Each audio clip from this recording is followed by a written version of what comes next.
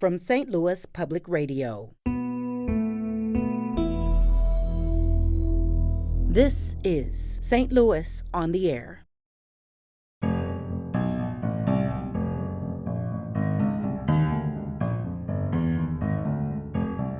As a journalist, Sylvester Brown continues to understand the world around him through his brilliantly relatable, fictional characters.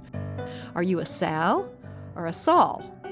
Well, Sal was a conservative brother. He was the one that didn't have time for black power talk and didn't have time for revolution or revelation. He was strictly, black folks have a role in this society. You do what you're supposed to do. You shut up and you do your job. Whereas Saul was this older, not militant, but proud black man who knew his history and always stood up for, black folks. And it seems like there's no escaping creepy old Uncle Ray. That's short for Uncle Racism. He takes many forms. I haven't written about him, but I have been tempted to write about him during the Trump years, because to me, Ray came back, and he came back in all kinds of different guises. He was not just, the Southern truck driving, flag waving, guy. He was a banker. He was a lawyer. He was a doctor. He was, Ray had resurfaced. I'm Sarah Fenske. This is St. Louis on the Air.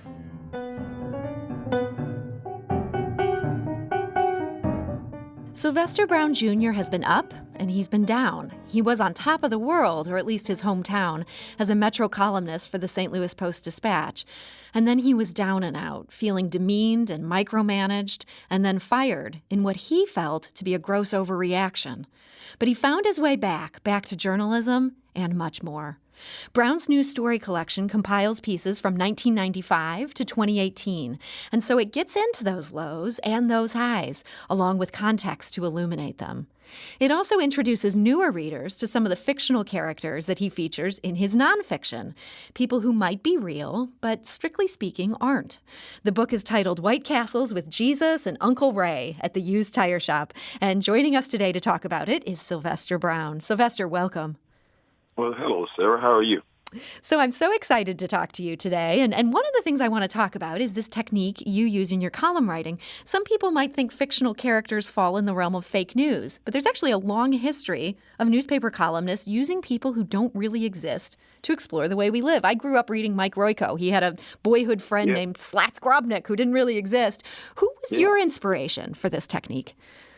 Mine was Langston Hughes in the late 80s, early 90s, Justin Meehan, attorney J. Justin Meehan, introduced me to Langston Hughes' character, Just Be Simple. He used it in his columns for the Chicago Defender. And this was back in the 1940s, is that right?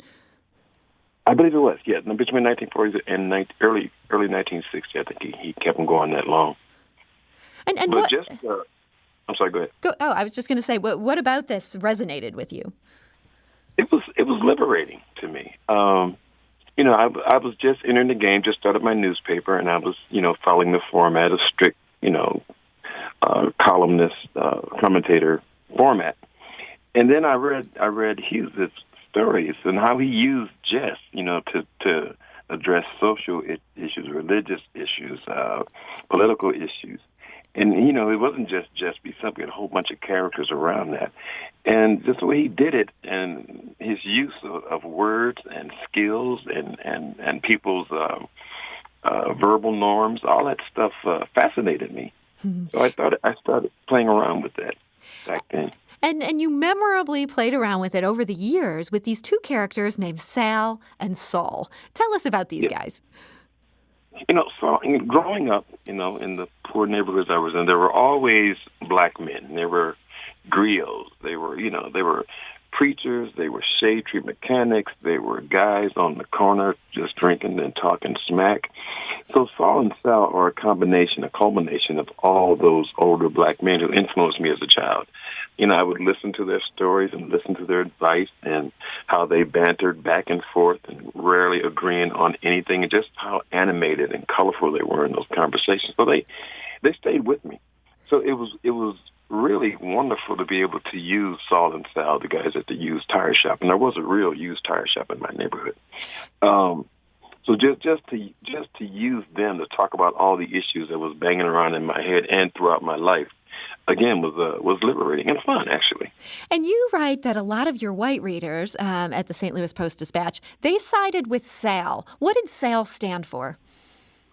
Well, Sal was a conservative brother. He was the one that didn't have time for Black Power talk and didn't have time for revolution or revelation. He was strictly, Black folks have a role in this society. You do what you're supposed to do. You shut up and you do your job. And, I know a lot. I knew and still know a lot of people who are like that. The readers at the Post-Dispatch were introduced to the column, the characters. They always sided on Sal's side, whereas Saul was this older, not militant, but proud Black man who knew his history and always stood up for, Black folks, always fell on the side of Black folks. So they'd have these different little conversations. And Saul was my hero. I mean, I like them both, but Saul was the guy that I related more to. So Saul really spoke to you. But you let Sal get his points in. He's not just there to be a buffoon. I mean, did they speak to sort of the two voices in your head? It's not just Saul rattling around in there. Exactly. No, you're absolutely right. African Americans are not monolithic. We have different opinions. Some of us are very conservative. Some of us are very, activists. And Sal made some very salient points, His conversation about work ethics and Black folks moaning all the time, not doing this and not doing that. I mean, those are really valid points. But in context, and that's what I set out to do, was to show that both of these arguments are legitimate. I mean, it's up to you to decide who won the debate. I mean, but they both, I think, made sound and legitimate points. So one of the columns you include in this story collection, this is White Castles with Jesus and Uncle Ray at the used tire shop. You brought Saul and Sal to your personal blog. This is after the Post-Dispatch fired you. And they're arguing about you. I mean, this is such a personal column. And it was hard for me to read in some ways because I could hear these voices in my own head, the voice telling me, hey, you screwed up a good thing here, after I quit a job, versus the other voice saying, no, you had to do that. You stood firm. Was that your way of just trying to come to terms with whether or not you'd done the right thing in that situation? That's a great point. And yes, exactly, it was. I was, I felt that I was wrongly fired, and I felt that, I was right, and I felt I ended the way I should have ended it. But on a whole nother level, I was like, man, you lost a damn good job. You lost, your benefits. You lost your vacation, and, your wife is not happy about this, and you got 2 little girls. And so, I was beating myself up, and I had to talk my way through it. Maybe I'm a little bit schizophrenic, but I do it publicly. So, being able to not only go to Saul and Sal, but to write about the conversations in my head that I imagined these two opposing sides would have, kind of helped me get through it. Help me realize, yeah, man, it hurt, but here you are. In a weird way, you're in a better position because at the same time, I went to work for Tabitha Smiley's book company at the exact same time that this was going on. So just working through all that and seeing that there was divine wisdom, I guess, in the whole situation helped me move forward. It helped me realize that what happened was really supposed to happen. And you are a better person for it. I was hurt economically, and I lost the stature and all that stuff, but I was freed. I could do what I want to do. I could, and this was when Obama was just being elected, and I went to California and Chicago, other places, around this moment of great Black movement. And I was free to do it and experienced it on my terms. So you wrote that before they fired you, you had the clear sense they were gunning for you, that you were being micromanaged in certain ways. And we should say for people who didn't follow this or don't remember what happened back in the day, you guys ended up having your ultimate falling out. There was an ethical dispute. You had basically accepted the offer of a free trip to Washington, D.C. from supporters of a group you'd previously written about. They found out you'd taken this trip. You said you had no plans to write about it. They said this was a violation of the ethical policy. They offered offered to let you go quietly. You said no. You went public with this because you felt strongly that you'd done nothing wrong. But you had felt that even before this, that they were coming after you. And you write in this book about how you felt, quote, small and gray. What was that period like in your life when you kind of felt the boot of the man on the back of your neck? It was challenging because, before going to the Post-Dispatch, I had my own newspaper and I had my own voice and all that good stuff. And I didn't expect to have that at the Post-Dispatch. But what I was not prepared for was, they made up rules, write you up for this and do this for that. But yet my colleagues were doing the same things. So I had to go back and forth with the union and have all these letters kicked out of my file. It was a constant challenge. Then it was what I was writing. Just really strange rules. Like, for example, when the Obama was running for the presidency in 2008, they said, "Stop writing about Obama. You're a Metro columnist. This is a national issue." And me being, the smart person that I am, I invited my editor to take a ride with me to East St. Louis. And I said, "You stop anybody on the street and ask them if this is an important issue to them." So I continued to write about Obama, and they didn't like that. So it was little things.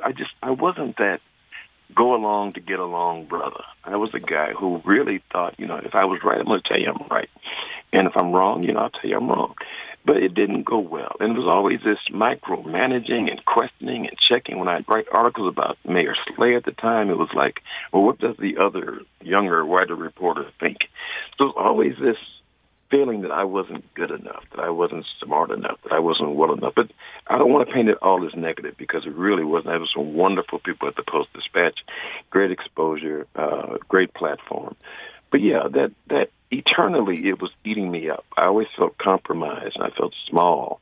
And so this trip thing, which was so ridiculous, there were three of us, three columnists that were written up on ethics violations at the same time. Me, Bernie Miklasz, and Brian Burwell.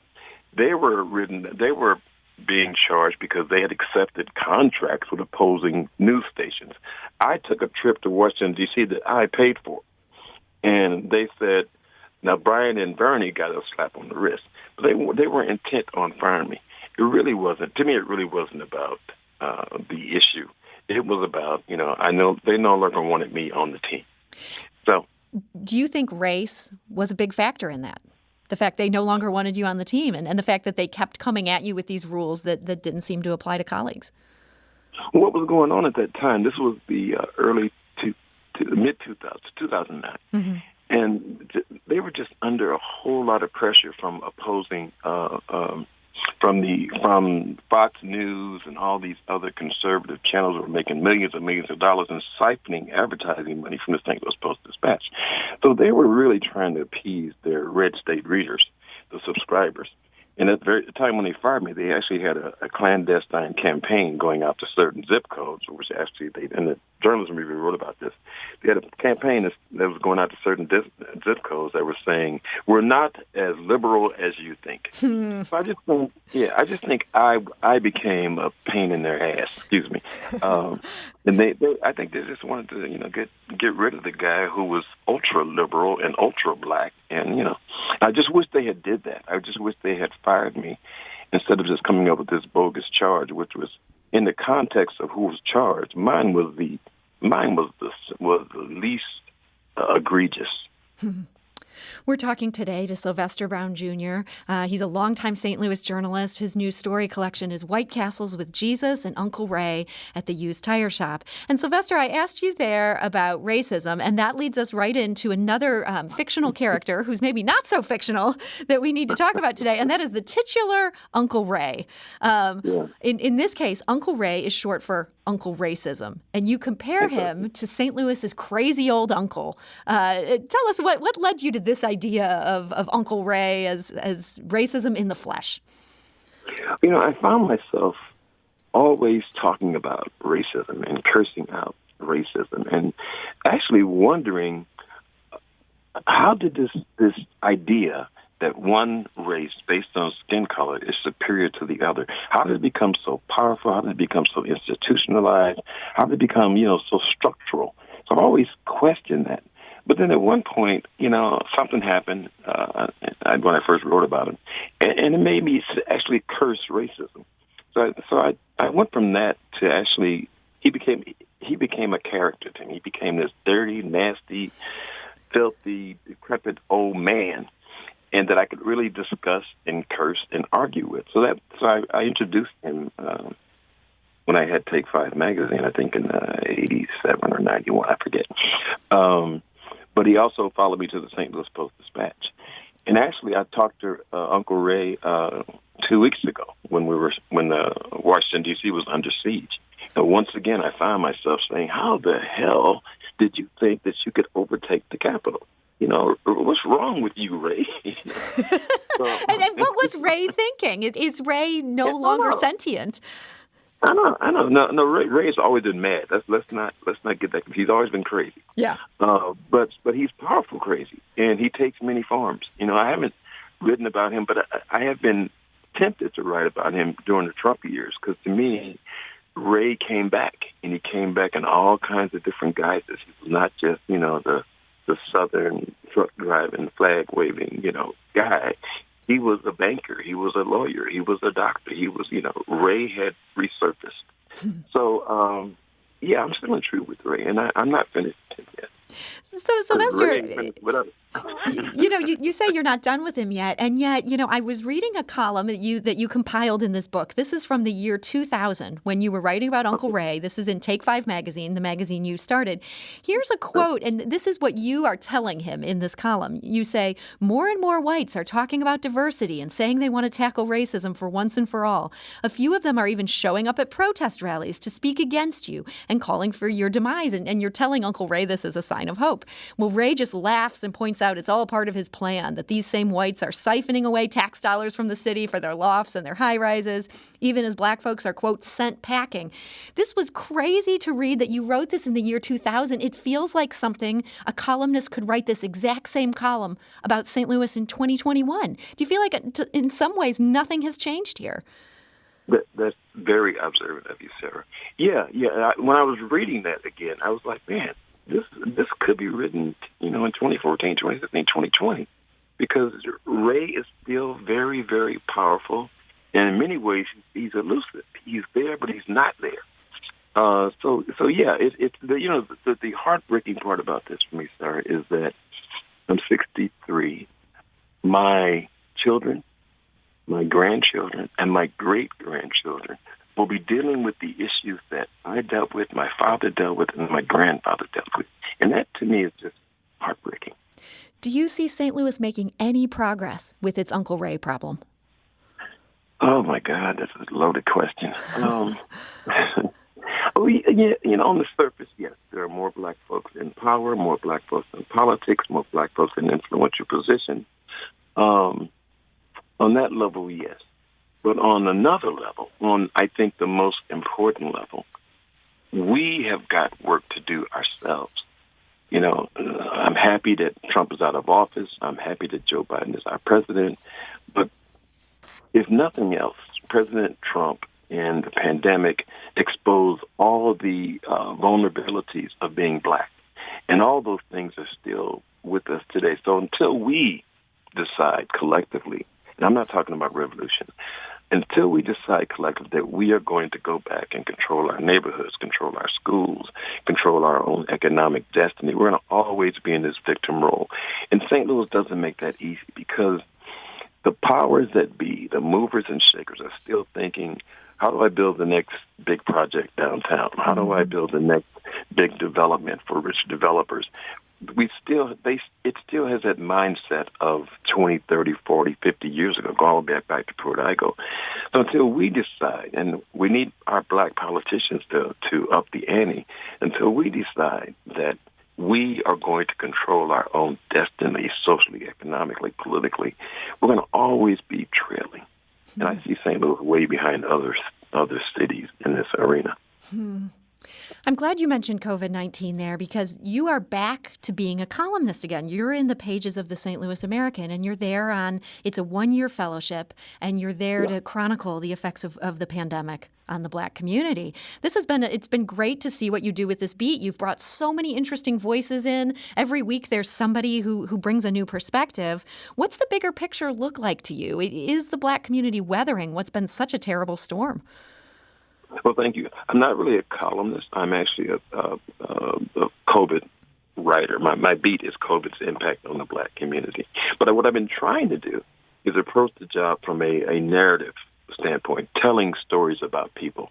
So in that regard, I got to say I am very, very inspired. From the guy who is determined to keep his bar open, KJ's, by any means necessary, to the doctors who I've talked to. And some of them, like I did one, there's one in today's paper. She's in the middle of this pandemic. She had a baby during the pandemic, but she has a wonderful sense of humor. And she's an infectious disease doctor. She's been working on this since the AIDS crisis in the 80s. But she has a wonderful sense of humor and a beautiful outlook. So people I've talked to from, the street level to the academic level to the medical level have all been inspiring to me. They're all doing their thing, facing this pandemic and trying to survive, coming up with ways to do things. They're creative. So yeah, it's been a great beat for me. Not only because it's inspiring, but it's been a chance to flex my narrative muscle, to go in there and find a story. I could do statistics and quotes, but I really want to know about the person. Who are you? What makes you tick? What bothers you? What makes you cry at night? What makes you keep going? That's been challenging for me, but it's also been very rewarding. Everything seems to be falling in place. I don't know where this thing is going, but it seems like the universe is working with me. Well, it does feel like that, and it feels like, these, you don't want to call them columns, even though they kind of feel like columns to me. These pieces they bring us such a portrait of resilience, and it's hard to imagine when this 1 year is up, you're going to be ready to give up that beat. Do you want to keep doing this kind of writing on such a regular basis? I do. I enjoy it, and I don't know if the Deaconess Foundation is going to re-up and do it again, or if the Americans going to find another way to do it. But yeah, I really, really enjoy it. I'm getting up there, and I want to end my life, in the Walter Mosley lane. I want to be writing novels and, a series of novels. And so it seems like this particular job is also preparing me for that. I think that's absolutely right. And man, this is your second book out now. I see the third is going to be a novel. Sylvester Brown, I want to thank you so much for joining us today. Sarah, my pleasure. Thank you so much. And Sylvester Brown's new book is White Castles with Jesus and Uncle Ray at the Used Tire Shop. We have a link on our website where you can get a copy yourself. St. Louis on the Air is a production of St. Louis Public Radio. Understanding starts here. St. Louis Public Radio is a member-supported service of the University of Missouri, St. Louis. Do you find yourself regularly listening to episodes of St. Louis on the Air? Suggest us to a friend you think might enjoy our conversations, and leave us a review and rating on Apple Podcasts on the App Store. It's the simplest way to help people discover our show.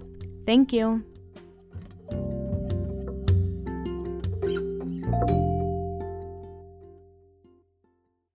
Support comes from the Missouri Forest Products Association.